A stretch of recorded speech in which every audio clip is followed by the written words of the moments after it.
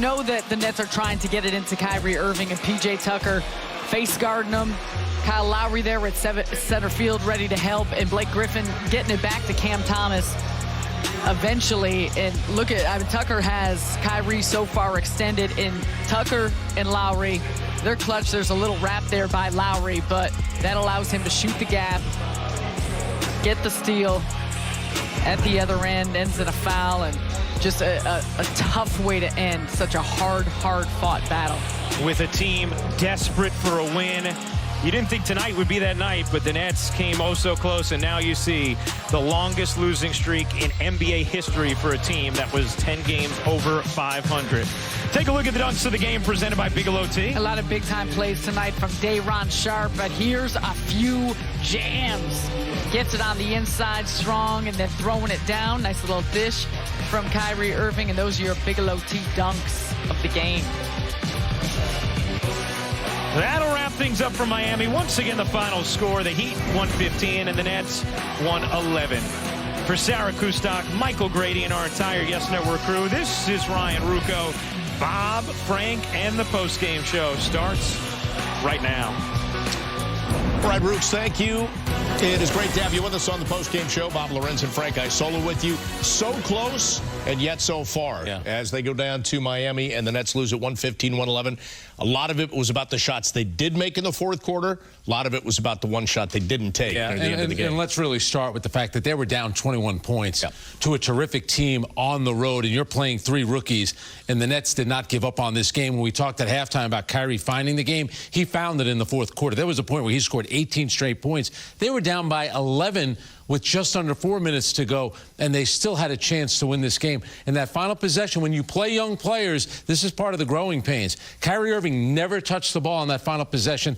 Give Kyle Lowry, a savvy veteran who's won a championship. Sarah mentioned on the telecast, him kind of playing center field. He disrupted that last play, that last inbounds pass 3 different times. On the inbounds, the Blake Griffin pass, and then, of course, he got the deflection when they tried to get the ball to Kyrie Irving. So Miami made the plays defensively. Give the Nets a lot of credit. That's a terrific performance by them. Unfortunately, the losing streak is at 11 games. But this is something that Steve Nash is going to be encouraged by the way Kyrie played. And to do that with 3 rookies. Kyrie Irving in that fourth quarter, Miami was sending double teams at him, basically saying, make one of these rookies beat us. And Cam Thomas made big shots. Kessler Edwards, how about some of the passes by Day'Ron Sharpe? That was impressive. And Kyrie at one point, even with a double team and maybe 3 guys in front of him, said, I'll take care of this too. I'll get to it. And he did, as you said, scoring, what, 18? 18 in a row at one point. He had 20 in the fourth quarter. And this is the Kyrie. He's not going to score 18 in a row all the time, but we know he's capable of being this type of player. We didn't see it against Washington, didn't see it in the first half, but when they were down 19, he made his first basket in 21 game minutes. When they were down 19, and you're thinking, you know what, maybe this is just going to be a night where nobody has it for the Nets. They fell behind by 21. That part was impressive. The ending so disappointing because they didn't get a shot off. Yeah, Nets outscoring the Heat by 11 in that fourth quarter, 35-24. Let's take a look at what happened down the stretch. Kyrie Irving is going to get things going right here with the game 108-97. And again, this is when they just had him one-on-one, but another guy, look at this, going right up against the black jerseys. And remember, P.J. Tucker was the guy that was guarding Kevin Durant last year when Milwaukee played the Brooklyn Nets, so they're putting their best defender on Kyrie Irving.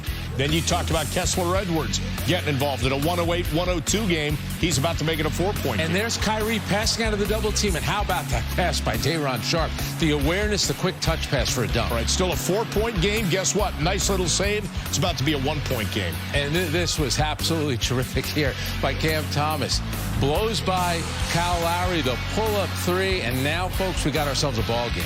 110-109, other end of the floor. Watch Jimmy Butler go to work and hit a body. And you know what? Day'Ron Sharpe, he had 5 fouls there. He did the best that he could. That's an experienced player, Jimmy Butler, attacking the basket and getting the layup. Nets down by 2. He misses the free throw right here, and that's key for And it works out perfectly. The Nets get the rebound. They have a timeout. They use their last timeout. And then this play, Bob, takes too long to develop. They can't get the ball to Kyrie Irving. It's almost a 5-second count. Good job by Cam Thomas getting it to Blake Griffin. Look at Kyle Lowry. All the pressure he's providing. Then you get a switch. Yep. And then Cam Thomas, a young player, and the spacing wasn't good on that. and they give the foul to P.J. Tucker, who steps up and, by the way, makes the 2 free throws. Now watch what happens as we isolate on Kyrie here. The way Lowry just basically is grabbing his jersey. You know, and it drives you crazy, too, because Kyle Lowry is so good at drawing fouls, and he flops all over the place. He works the referees. Right here, yeah. I get it. It's late in the game, but come on. You gave Miami a bunch of those calls, especially in the first half.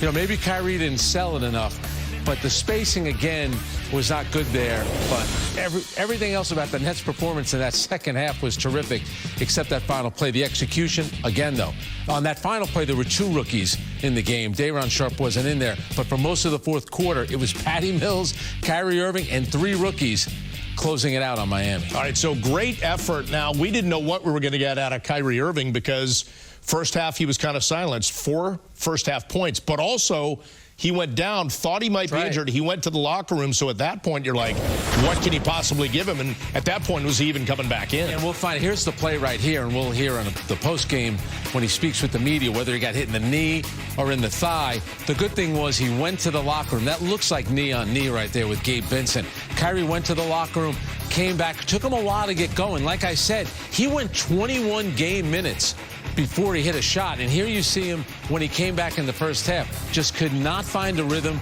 And the Nets were able to stay in the game because Cam Thomas scored 15 second quarter points. Then Kyrie started to get, again, early in the third, couldn't make a shot. It wasn't until they were down by 19 points when he finally scored. 21 game minutes he went between points. And then in the fourth quarter, Bob, he dominated. Now, what do you think is going through the minds of the young guys? They're out there. They see their leader at this point not able to hit shots.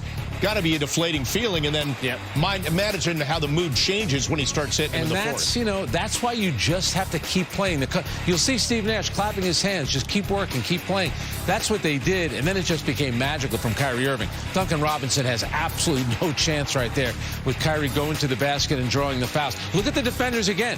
That's 2 guys on him. Look at Kyrie keeping his dribble. I mean, come on now. That is absolutely sensational. And guess what? That's probably an and one right there. Yeah, and they were daring him basically to pass to anybody else. Look at what he did tonight by the numbers. First 3 quarters, just 9 points.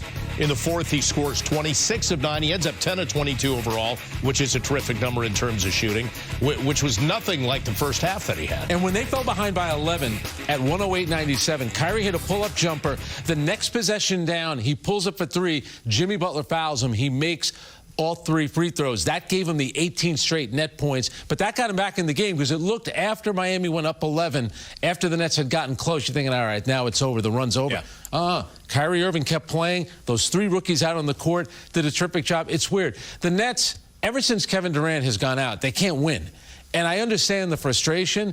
And as weird as it sounds, I think Steve Nash is going to be somewhat upbeat by what he saw tonight. And I think he's thinking, I'm not going to see Kyrie again for 2 weeks. Right. Hopefully when I see Kyrie on the road in 2 weeks, I see him out there with Kevin Durant. I see him out there with Ben Simmons. And let's get this thing going the other direction. And Drummond and Curry, who, by the way, sidebar, huge sidebar, were not available tonight because the Harden physical wasn't done in Philadelphia, so they were not allowed to play. Now, to your point about Steve Nash, he always takes the positive. There are some good things out of this one, and he knows